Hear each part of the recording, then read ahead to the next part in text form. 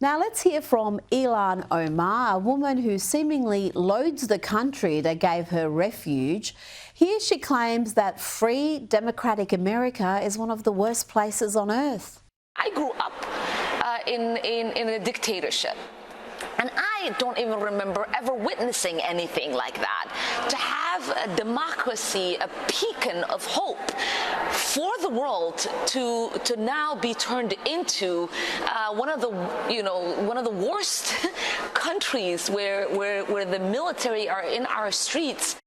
Joining me now is Sky News contributor Teena McQueen. Teena, is Ilhan Omar right? Is America becoming one of the worst countries on earth with a dictatorship worse than that seen in third world countries?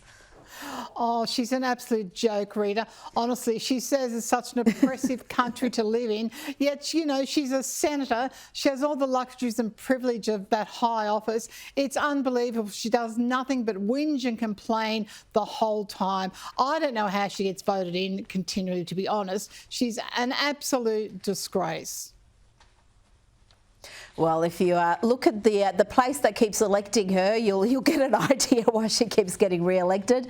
Now, President Trump was elected on an America First agenda, and that included no foreign wars that don't serve America's interests.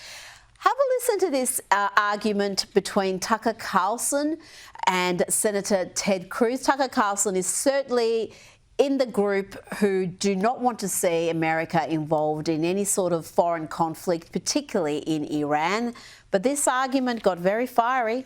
How many people live in Iran, by the way? I don't know the population. At all? No, I don't know the population. You don't know the population of the country you seek to topple? How many people live in Iran? 92 million. Okay. Yeah, How could you not know that?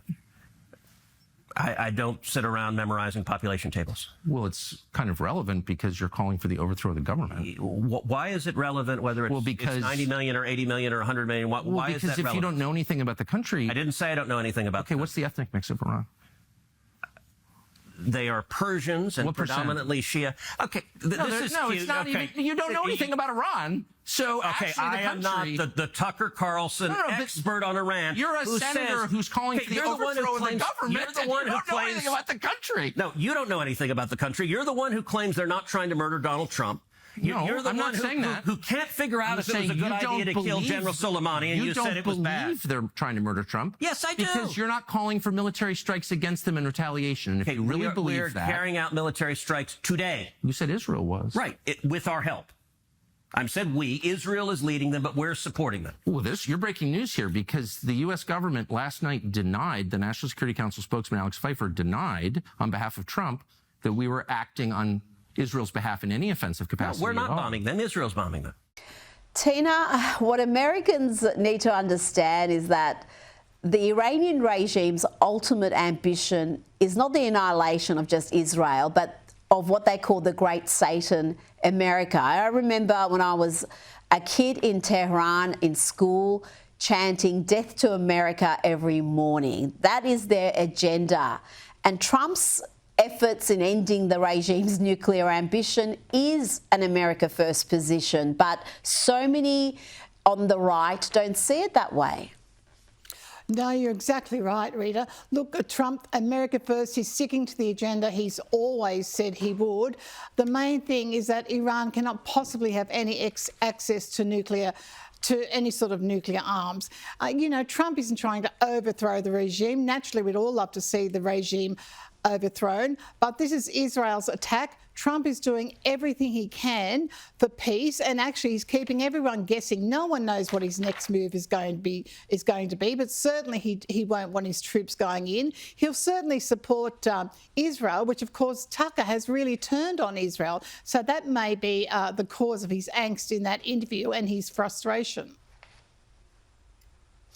But do you see this though as a massive risk to the Trump agenda in fracturing his supporter base, or is it just a few loud voices who are really behind this campaign against any sort of involvement with America with this Iranian-Israeli conflict? I mean, so far, really, Israel has led the charge, and the Americans have said that we stand by them. We haven't seen any strikes from America yet.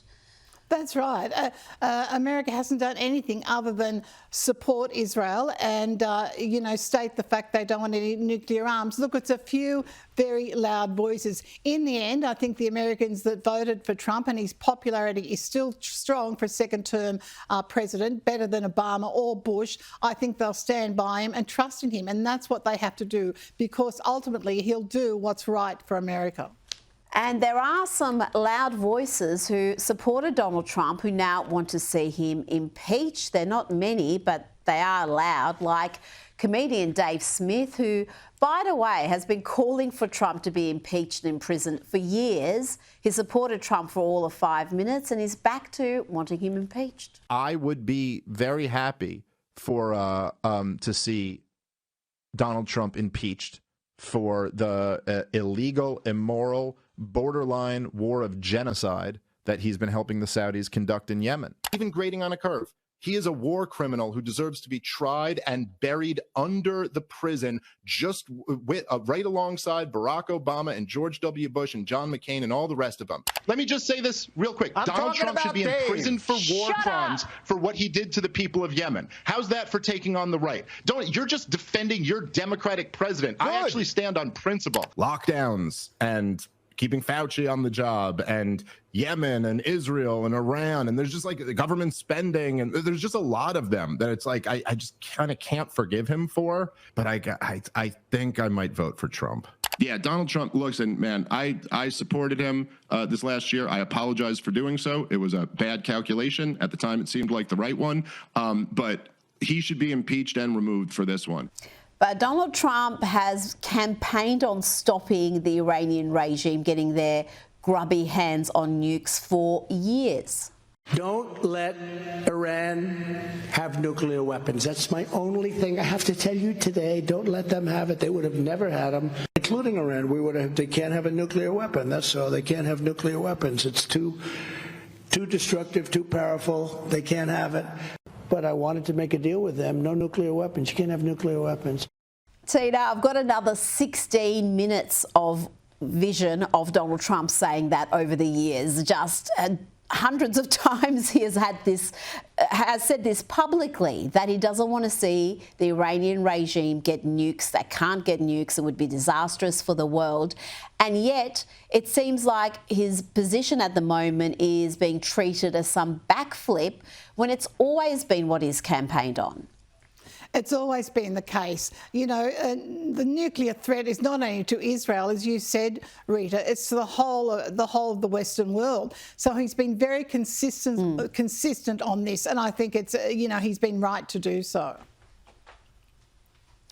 Now let's go to the New York Post reporting that Border Patrol agents didn't release a single migrant into the US last month, a staggering drop after the Biden administration allowed 62,000 illegal immigrants crosses into the country in May 2024. So just, you can't get much better than that, a drop to zero within a year. And it just shows, Teena, that everything the political pundits and activists told us was untrue. They said there were push factors behind this. There was nothing the Biden administration could do, when really, as soon as you took the sugar off the table and you enforced some tough policies, the flood of illegal immigrants stopped.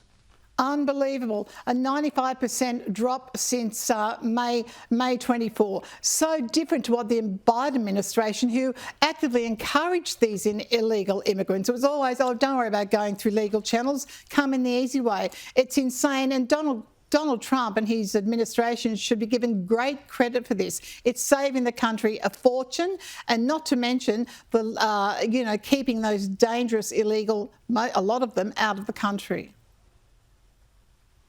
Well, that was the issue, wasn't it? When you've got literally millions crossing illegally every single year, unvetted, amongst them, you're going to have people who are not good people, and they released the figures in recent years, just a disturbing number of killers, rapists, all sorts of criminals who were able to walk freely in the US. And not to mention those sanctuary cities, they were given accommodation, phones, credit cards, all sorts of things that veterans and homeless Americans never had access to, Rita. Now, this is another win for the MAHA movement, Make America Healthy Again. Kraft Heinz has announced that it will remove artificial food dyes from its products within the next 2 years. And another major manufacturer, General Mills, announced a similar measure.